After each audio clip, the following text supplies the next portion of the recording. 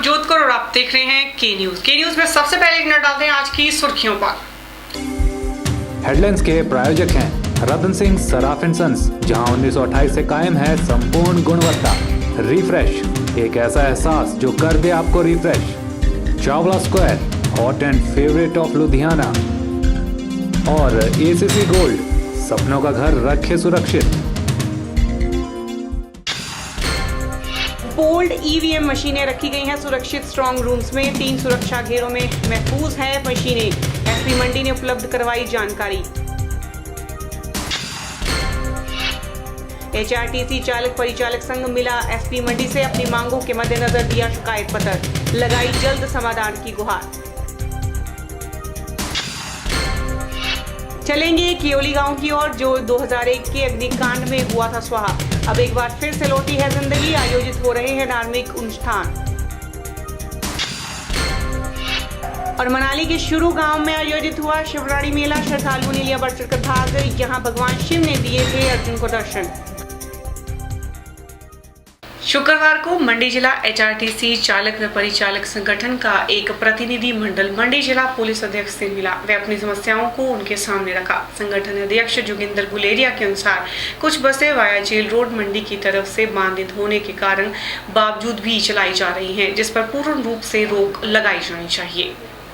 गुलेरिया ने bus stand के बाहर से सवारियां बिठा रही बसों पर भी आपत्ति जाहिर की है। संगठन की माने तो इस तरह की कार्रवाई से ट्रैफिक जाम जैसी समस्या से भी दो चार होना पड़ता है। उन्होंने एसपी मंडी से गुहार लगाई है कि बस स्टैंड के बाहर तैनात ट्रैफिक पुलिस को इस बाबत आदेश जारी किए जाएं, ताकि ट्रैफिक जाम की समस्या से निजात मिल सके। हमारा चालक प्रचालक संगठन का एक प्रतिनिधिमंडल आज एसपी पुलिस प्रशासन मंडी से मिला, जिसमें प्रशासन से कुछ एक ट्रैफिक के बारे में सहायता के लिए मांग की, जिसमें बाया जो रोड चलने वाली सभी अधिकृत तौर पर बसें ही चलें, जो अधिकृत की गई हैं वही बसें चलें बाया जो रोड मंडी की तरफ। और दूसरा प्रकार की बसें हैं, निजी और सरकारी दोनों वही बसें चलें जो कि अधिकृत बाया जो रोड हैं वही चलनी चाहिए। जो अनाधिकृत तौर पर चल रही है उनको बंद किया जाए। दूसरा, बस अड्डा परिसर के बाहर जो गाड़ियाँ अनधिकृत तौर पर, जबकि वहाँ सवारियों को बिठाने के लिए प्रशासन द्वारा मना किया गया है, और फिर भी वहाँ गाड़ियों को रोककर इसको सवारियाँ बिठाई जा रही है, भले ही वो एचआरटीसी की गाड़ी हो चाहे निजी हो, उस पर पूर्णतः रोक लगाई जाए।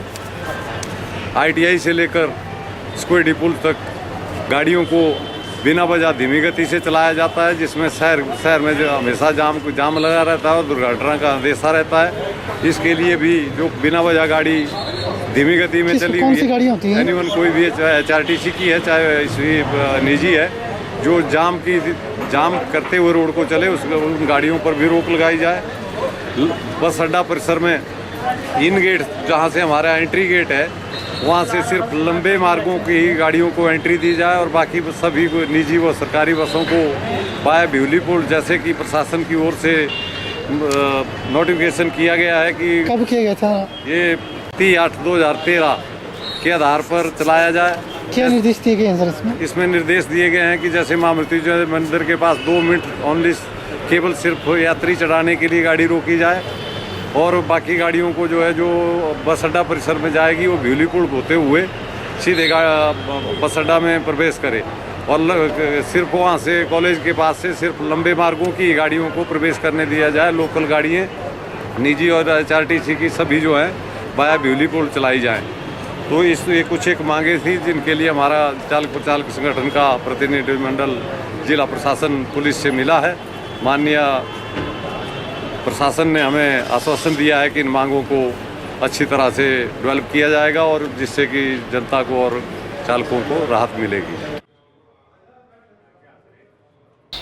हिमाचल प्रदेश श्रमिक कल्याण बोर्ड निर्माण कार्य में कार्यरत मजदूरों के कल्याण के लिए वर्ष 2009 से काम कर रहा है, लेकिन बोर्ड द्वारा इनके पंजीकरण को प्राथमिकता नहीं दी जा रही है, जिस कारण हजारों मजदूर इन्हें मिलने वाले लाभ से वंचित हैं, जिसकी सिट्टू जिला कमेटी कड़ी आलोचना कर रहा है।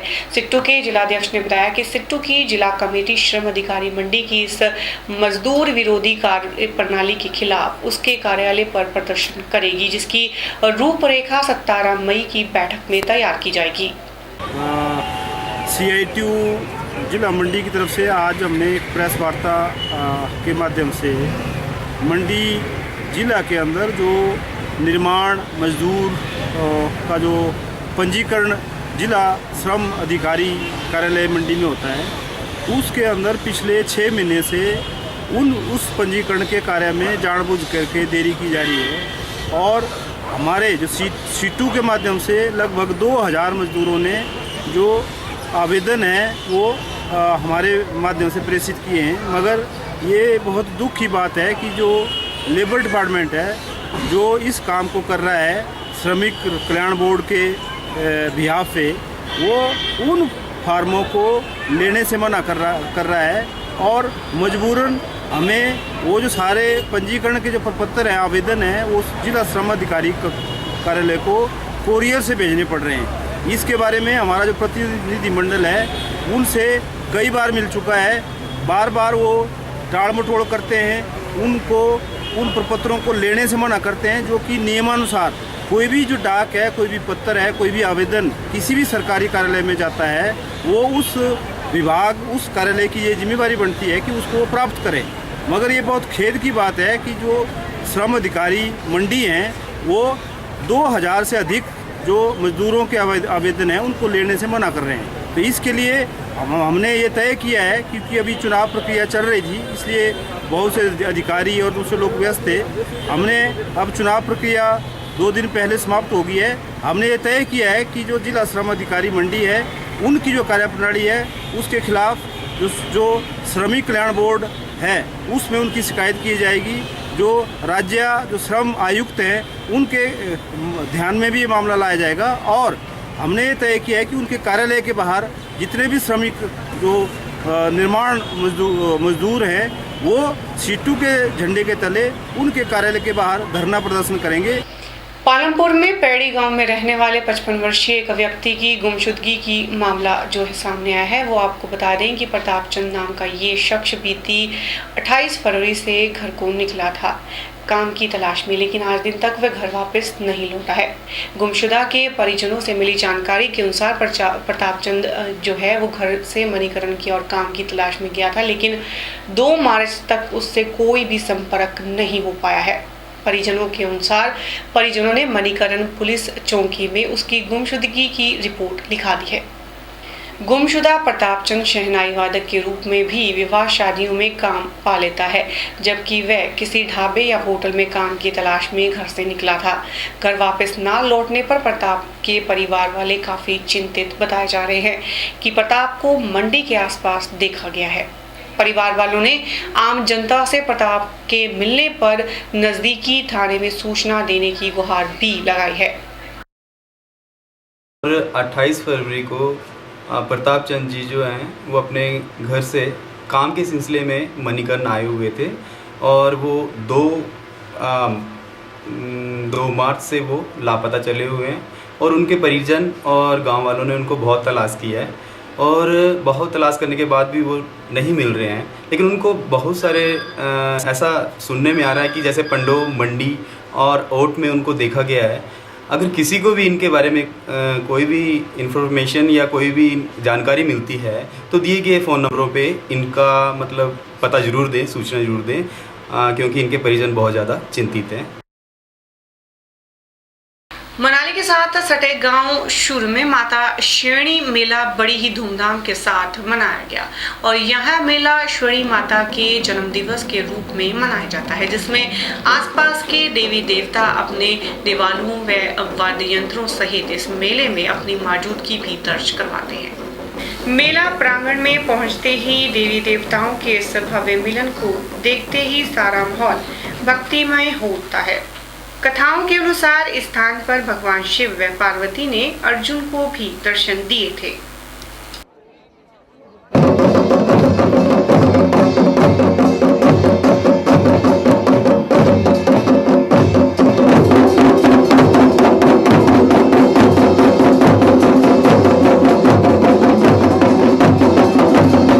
ये वही गांव है जहां माता पार्वती ने श्यामरणी का रूप धारण किया था। एक जनश्रुति के अनुसार जब भगवान शिव और पार्वती माता ने अर्जुन को पाशुपात अस्त्र देना था तो वो अर्जुन जी जो यहाँ पर तपस्या कर रहे थे, तो इस क्षेत्र में जो है शबरी जाति का ज़्यादा आधिपत्य था और यहाँ पर शबरी जाति का ही राज था।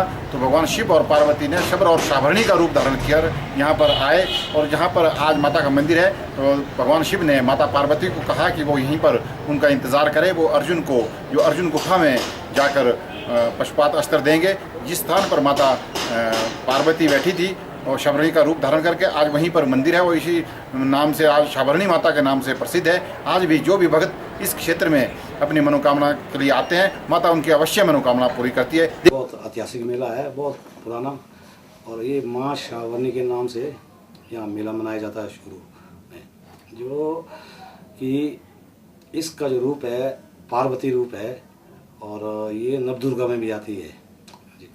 और जो पिछले दिन जो इसका जो है एक जागरण होता है माँ का, और इसमें जो है इसका जो है जन्म, ये एक उसका जन्म होता है, जन्मदिन। के न्यूज में फिलहाल वक्त हो चला है छोटे से ब्रेक का। देखते रहिए के news. Registration starts for 9th, class 10th, plus 1 and plus 2. We provide schooling cum coaching innovative programs and 4 years intensive coaching programs, class 9th to class 12th under one roof. We have well-experienced faculty, study material and assignments, preparing students for competitive exams by timely test, subjective as well as objective for IIT, JEE and medical pattern. We conduct timely unit test, terminal test and test reports to parents. Individual attention and proper counseling for students. We have a proper library facility and hostel and PG facility. For a bright career and to crack the competitive exams, contact Sachdeva International School, Padal, Mandi. Gupta shawl emporium, जहां आप पाएंगे बेहतरीन व उच्च quality की shawl की विस्तृत variety. यहां pure woollen Kullu shawl, Kashmiri shawl, angora shawl, cashmilon shawl, feather shawl, pashmina shawl के साथ ही शॉल की और भी बहुत सी वैरायटी उपलब्ध है। तो देर न कीजिए और आज ही पहुंचे गुप्ता शॉल एम्पोरियम, सब्जी मंडी के साथ नेर चौक, डिस्ट्रिक्ट मंडी। मोबाइल 9459125400।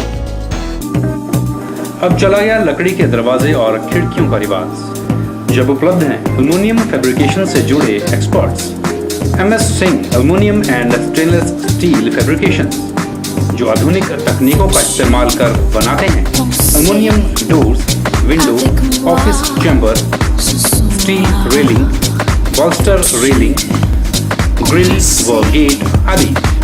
साथ ही यहाँ उपलब्ध हैं ग्राइंडर मशीन, ड्रिल मशीन और आधुनिक स्टील और एल्युमिनियम कटर। तो आज ही पहुंचे MS Singh aluminium and stainless steel fabrication, 124/12 Ramnagar, Namdhari gurdwara के नजदीक, मंडी।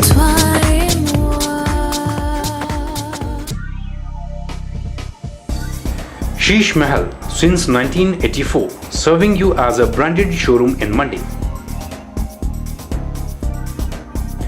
Now Sheesh Mahal is going to start a new fashion studio opposite Mahamrutyunjaya Temple. Remember, Sheesh Mahal studio is going to open on Wednesday, 14th of May.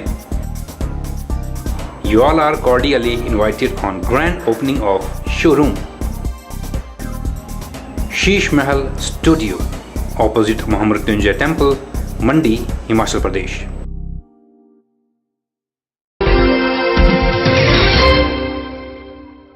अगर हिम्मत करे इंसान तो क्या नहीं हो सकता। जी हाँ, ये बात सिर्फ कहने मात्र के लिए नहीं है, बल्कि सराज क्षेत्र के लोगों ने अपनी हिम्मत को बेखूबी बयां किया है। हम बात कर रहे हैं सराज के ओली गांव की। ये गांव है 2001 में एक भीषण अग्निकांड में स्वाह हो गया था, लेकिन यहाँ के बाशिंदों की हिम्मत ने एक बार फिर से वैसा ही गांव दोबारा से खड़ा कर दिखा दिया है और यहाँ की जिंदगी एक बार फिर से पटरी पर लौट आई है। जैसा कि आप जानते हैं, अक्टूबर 2001 में सराज का क्योली गांव भीषण अग्निकांड में पूरी तरह से राख हो गया था। ये गांव सराज के सबसे घनी आबादी वाला गांव था, जहां पहाड़ी की एक चोटी पर लगभग 90 घर एक साथ सटे हुए बने थे।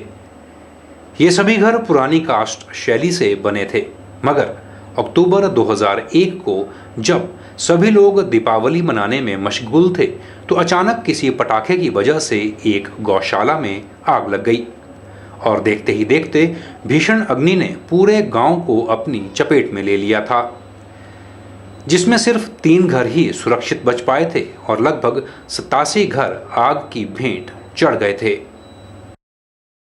यहाँ जो मैक्सिमम मकान लगभग 80-85 मकान थे। 80-85 मकान में से कुल 3 मकान यहाँ बच पाए थे। बाकी इसके अलावा जो अग्निकांड हुआ उसमें सारे मकान बिल्कुल राख हो चुके और उस मकान में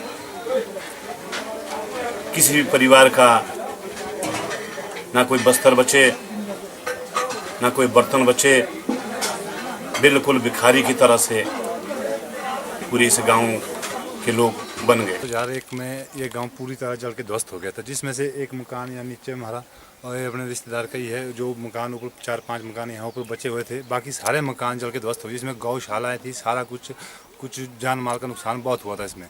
और आज 13 वर्ष बीत जाने के बाद इस गाँव को लोगों ने फिर से पुनः जीवित किया। इस अग्निकांड में लोग सिर्फ अपनी जान और पशुओं को ही बचा पाए, मगर जिंदगी भर की पूंजी और अपने घरों से पूरी तरह हाथ धोकर यहाँ के लोग काफी समय खुले में तंबुओं और अपने करीबियों के पास रहकर गुजर बसर करते रहे। पूरे गांववासी अपने कपड़े तक यहाँ से नहीं बचा पाए थे, मगर लोगों ने हिम्मत नहीं हारी और लगभग 12 वर्ष निरंतर प्रयास करने के बाद आज इस गांव को पुरानी तर्ज पर पुनः बनाकर मिसाल कायम की गई है। आज इस गांव को देखकर कोई नहीं कह सकता कि ये गांव इतनी भयानक त्रासदी झेल चुका है।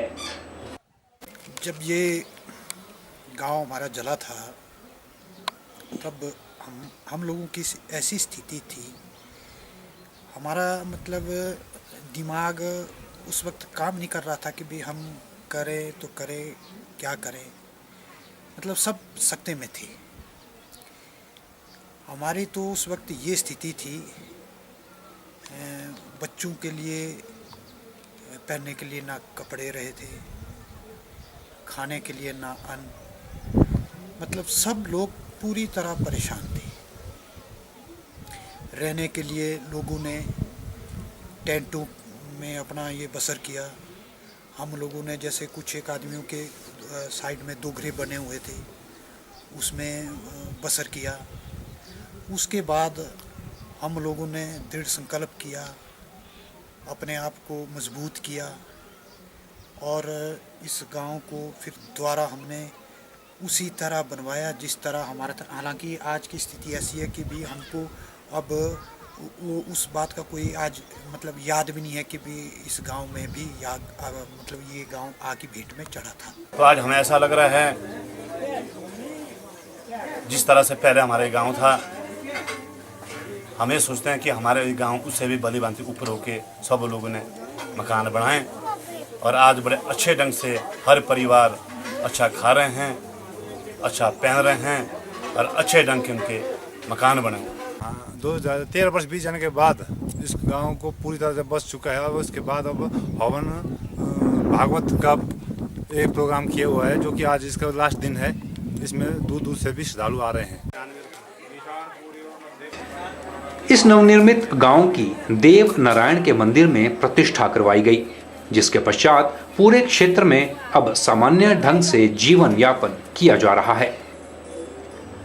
इस भयंकर त्रासदी से उभरने के पश्चात यहाँ एक भागवत पाठ व हवन यज्ञ का आयोजन भी किया गया, जिसमें सैकड़ों लोग इस महायज्ञ में पूर्ण आहुति देने पहुंचे, ताकि फिर कभी इस प्रकार की प्राकृतिक आपदा यहाँ ना पहुंच पाए। के न्यूज के लिए जंजैहली से KR कौशल की रिपोर्ट। के न्यूज में खबरों का सिलसिला ऐसे जारी रहेगा, बने रहिए हमारे साथ।